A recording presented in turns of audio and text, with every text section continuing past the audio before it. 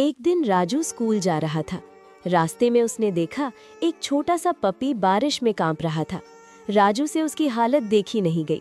उसने अपना टिफिन निकाला और पपी को खाना खिला दिया।